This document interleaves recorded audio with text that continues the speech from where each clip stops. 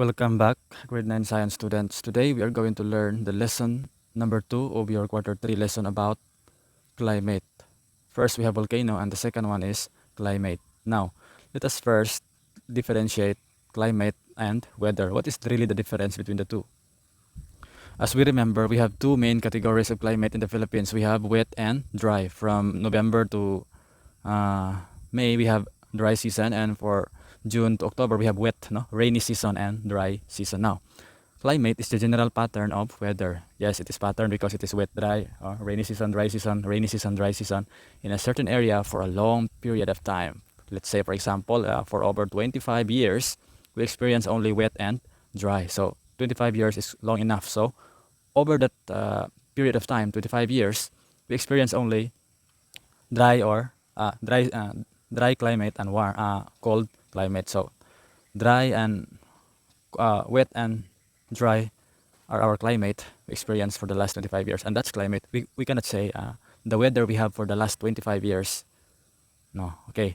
But instead, the climate we have for the last 25 years are wet and dry. Because opposite to climate, weather is just the condition of the atmosphere, no? It's still the condition of the atmosphere, or the wet and dry, no? But at a specific time and place only. For example, at around 9 o'clock, the weather is fine, good, but at around 12 o'clock, here comes the heavy rain. Meaning to say, weather can change from minute to minute, hour to hour, or day to day, season to season. But climate cannot, because over a long, long period of years, climate that we have in the Philippines are the same, wet and dry. But this wet and dry can change from time to time in a day, and that is called weather. Okay? So I think you learned the difference between the two. Let's proceed to the second topic. We have the factors that affect climate. We have 5 factors, and the first one is latitude. Latitude says the equator receives much of the radiant energy released by the sun. So again, places near the equator have warm climate. As you can see here, the earth receives radiant energy from the sun, right? In this picture, you can see the radiant energy hits the earth. It is said that places near the equator is warmer because here, this is the equator area. Now, places near the equator experiences warm climate compared to places away from the equator, just like in this one. Now, places near the equator experiences warm climate because the heat of the sun hits directly at 90 degrees at a right angle, while places away from the equator receives the heat of the sun at around oblique angle, or not 90 degrees, so not so direct. Meaning to say, places that are located away from the equator here experiences colder climate compared to the places that is near the equator. Okay, because light from the sun here passes at a great distance, no? At a longer distance compared to places near the equator. It is hit directly. Now, the second one is altitude. Altitude also affects the climate of an area because it says the height above sea level. When we say sea level is the standard measurement for the lowest portion of the ground on the earth, no? The lowest portion of the earth is measured as the lowest and it is measured as sea level. It is called sea level. The lowest ground portion known as sea level. The higher the place, the colder it is. It is known as altitude. Altitude, the higher the place, the colder it is. This mountain is called Mount Kilimanjaro. Kilimanjaro is found in Africa and is located near the equator. But even though it is near the equator, the tip of the mountain is covered by ice because of its height. The higher the place, the colder it is. So the tip of the mountain is covered by ice, while in lowlands there is no ice. Only in the top part, no, top portion, because the higher the place, the colder it is. It is by altitude. Like this one.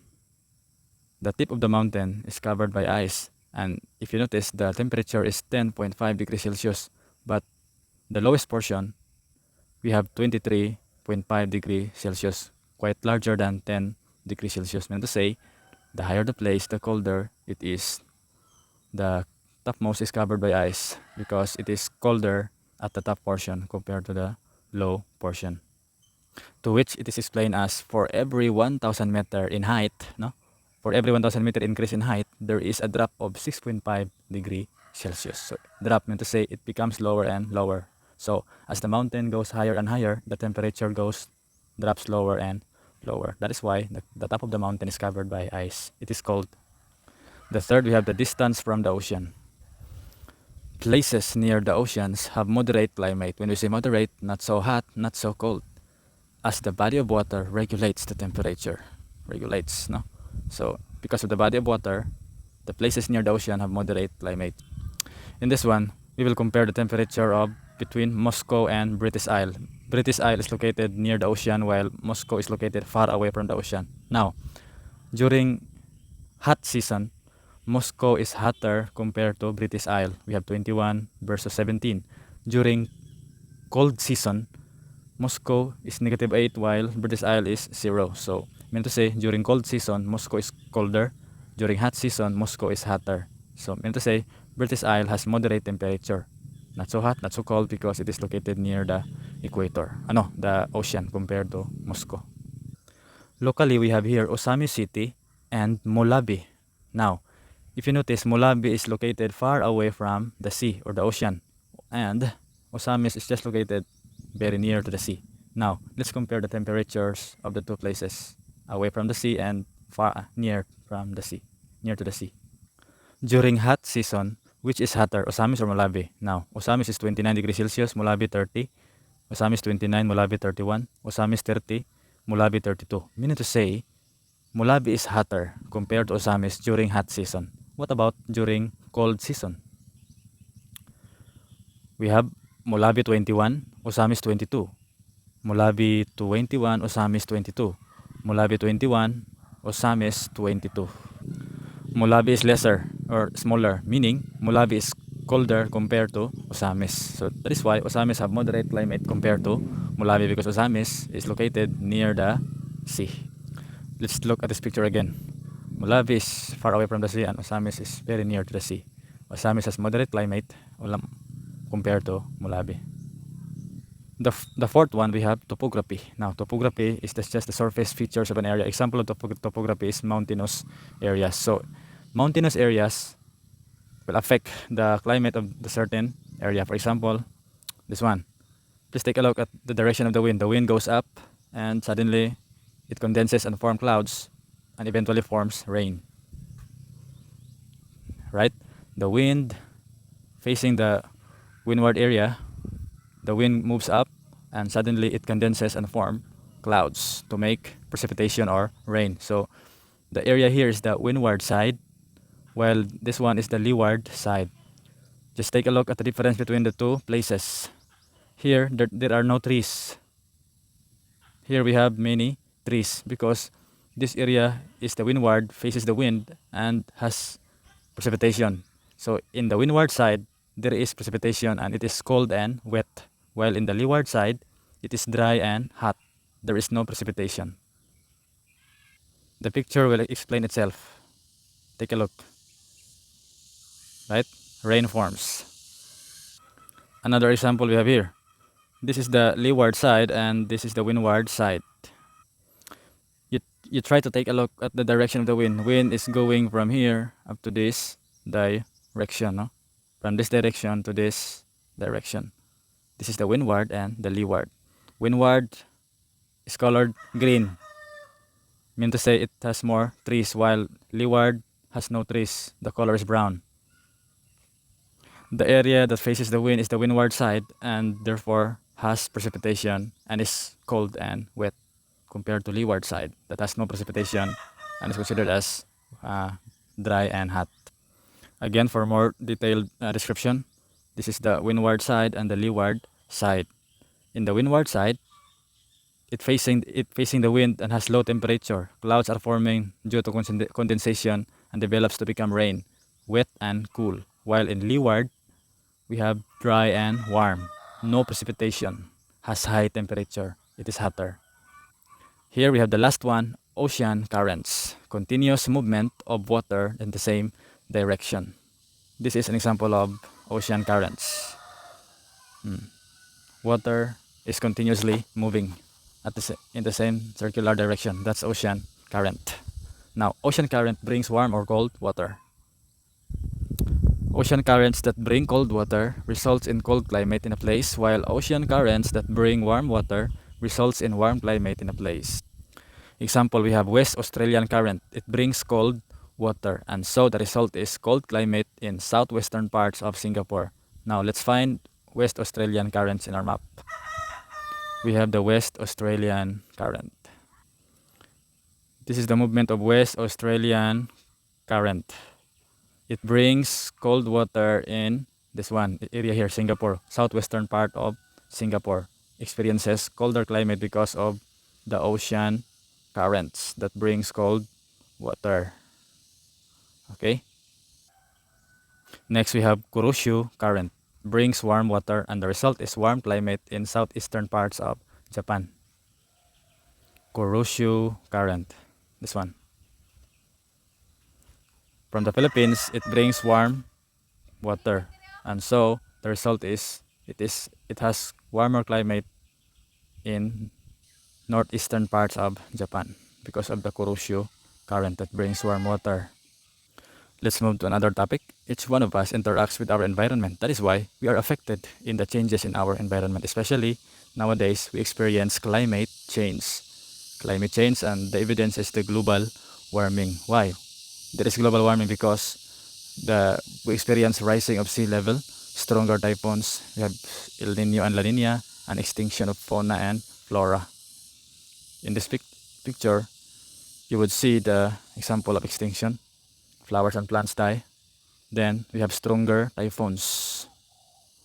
Brings a lot of heavy, strong winds and heavy rain that results to destruction of places, areas. No? The phenomenon called greenhouse effect warms the earth by greenhouse gases. Example of greenhouse gases: water vapor, carbon dioxide, chlorofluorocarbons, nitrous oxide, and methane. Now, the highlight example is carbon dioxide. If there is too much carbon dioxide in the atmosphere, there will be increase in the warming of Earth's surface because of greenhouse effect. No, greenhouse effect is good because this is the natural process of heating the Earth so that we will not be frozen. But if there is much carbon dioxide in the atmosphere, greenhouse effect occurs in a very excessive way. No, greenhouse effect warms the Earth too much, and that results to global warming because these greenhouse gases will trap the heat that prevent from escaping the Earth. This is how it goes. At first, solar radiation reaches Earth's atmosphere. No? Solar radiation hits atmosphere and is reflected back to the space. So, solar radiation hits the Earth and is reflected back. Now, step 2, the rest of the sun's heat is absorbed by the oceans, by the land and the oceans hitting the Earth's surface. No? The Earth's surface becomes hotter because it is absorbed by the ocean and land. Now, step 3, heat radiates from the Earth towards the space. No, heat is reflected back towards the space. While step 4, heat is trapped by greenhouse gases. So, like this one, heat is trapped and it goes back to the Earth to sustain life. Now, if human activities like burning fossil fuels and agricultural lands increasing the amount of greenhouse gases like carbon dioxide, it will trap the heat of the sun, making it goes back to the Earth and makes the Earth becomes warmer because the heat cannot be reflected back towards the space anymore because it is trapped by the greenhouse gases like this one, and it will go back to the Earth, making the Earth so warm, known as global warming. Just observe step number 6, 5 and 6. Because of too much carbon dioxide, this one, heat is trapped and moves back to the Earth, extra heat and causing the Earth's temperature to rise because these greenhouse gases traps the heat. That is why there is global warming, and of course climate change occurs. Now I want you to observe this picture. The yellow arrow represents sunlight. It hits the Earth and moves back to space. But if there is much carbon dioxide and other gases in the atmosphere, heat is trapped and goes again to the Earth, making the Earth warm. And so we are facing many challenges. Just read this portion of the video and hit the pause button so you can read them all and see the changes that are happening in our environment due to climate change. Of course, one of them is El Nino and the other one is La Nina. El Nino is lengthy warming of Earth, while La Nina is the occurrence of too much rainfall in the Philippines. Now, the key to understanding El Nino and La Nina is the trade wind. Trade wind, because in El Nino, trade winds become weak, while in La Nina, trade winds become strong.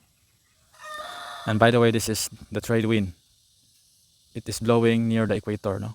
From the tropics. Okay, this is the northeast trade winds and the southeast trade winds. Just take a look at the arrow. In a trade wind, south is a trade winds. Okay. During El Nino, the trade wind becomes weak, and so it cannot bring with it enough water and raindrops to the Philippines because it is weak. So it cannot bring enough water or raindrops, and so Philippines experiences lengthy warming. No, there is no rainfall. No, there is no precipitation. There is no rain. But of course, in the Philippines, because trade winds become weak, while the opposite is the La Nina. No, La Nina is the opposite because trade winds become strong, and so it can carry enough water and rain towards the Philippines. It can carry enough precipitation, water towards the Philippines, and so the Philippines experiences strong or heavy rain. There will be an increased amount of rainfall due to strong trade winds. Now, the next topic is, how can we lessen the bad effects of global warming? The answer would be, do the 3 R's, or the reduce, reuse, and recycle. That's easy. When we say reduce, if there is less waste, then there is less to recycle. Reuse, use something again and again. Recycle, to make something new from something that has been used. There are a few examples of these 3 R's. In reducing, stop overbuying or over-preparing foods. In reusing, give away still usable items. Do not just throw them away in the garbage can. No, just give them away if it is still usable. While in recycling, I have best example here. This is the best example of recycling. Plastic bottles are used for planting vegetables and spices. Instead of throwing them away, why not using them as flower pots or vegetable pots? And another is this: boots. No, old boots can be used as used for planting flowers. And of course, locally in Mulabi, Zamboanga del Sur, plastic bottles are used for making lanterns as decorations along the road. So instead of throwing them in the garbage, they use them to decorate the roads by making them as lanterns. Now, this picture shows a few suggestions of reducing, reusing, and recycling of different materials. Just hit the pause button and observe and write down the suggestions of reduce, reuse, and recycle. So I hope you learned so much from this video. This is the end of the climate lesson we have in quarter 3, lesson 2. I hope you learned so much. Please do subscribe if you like the video and if you learn, and thank you and have a nice day.